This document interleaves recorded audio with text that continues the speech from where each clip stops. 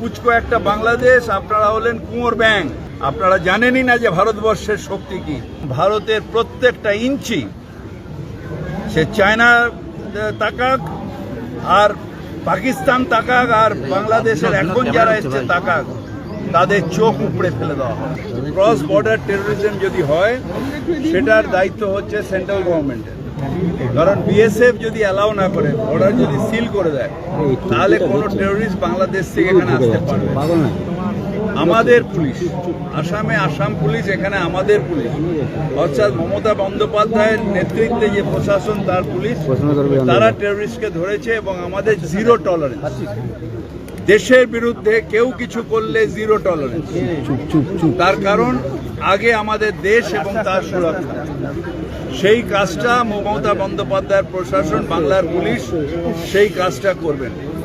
আমি অনুরোধ জানাবো স্বরাষ্ট্রমন্ত্রীকে যে বাবা অমৃত সাহেবকে যে তাচ্ছিল্য না করে নিজের দায়িত্ব করুন। যে সংবিধান বাবা অমৃত সাহেবের নেতৃত্বে হয়েছে, সেই সংবিধান অনুযায়ী আপনার যে দায়িত্ব, অর্থাৎ ন্যাশনাল প্রোটেকশন সেন্ট্রাল গভর্নমেন্টের দায়িত্ব, আমাদের স্বরাষ্ট্র মন্ত্রকের দায়িত্ব, সেই দায়িত্বটা পালন করুন যাতে কেউ পাস ওভার না করে যায়।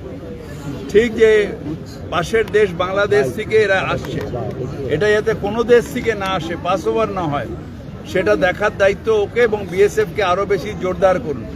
শুধু রাজনীতি করার জন্য আমি ওখানে বর্ডার খুলে দিলাম আর এখানে ঢুকিয়ে দিয়ে গভর্নমেন্ট কিছু করছেন, এটা বলা ভুল। নিজে আপনি আচারী ধর্ম পরের শিখাও। আগে নিজের বিএসএফকে ঠিক করে যাতে বর্ডার ক্রস করে শুধু টেরোরিস্ট কেন, কেউ যেন ইলিগাল মাইগ্রেশন আমার বাংলায় না হয়। ওখানে বসে বসে বড় বড় কথা, দু চারটে যারা উগ্রপন্থী এবং ফান্ডামেন্টালিস্ট যারা নেতা, তারা হয়তো বাংলাদেশে বলতে পারে, কিন্তু তাদেরও দম নেই। মুখ্যমন্ত্রী মমতা বন্দ্যোপাধ্যায় একথা অ্যাসেম্বলিতে বলেছেন যে আপনাদের আইডিয়াই নেই, পুচকো একটা বাংলাদেশ, আপনারা হলেন কুঁয়োর ব্যাঙ। আপনারা জানেনই না যে ভারতবর্ষের শক্তি কি। ভারতবর্ষের মানুষ, ভারতবর্ষের প্রশাসন, ভারতবর্ষের পুলিশ আপনাদের এই মনোকামনা কোনোদিন পূরণ করতে দেবে না।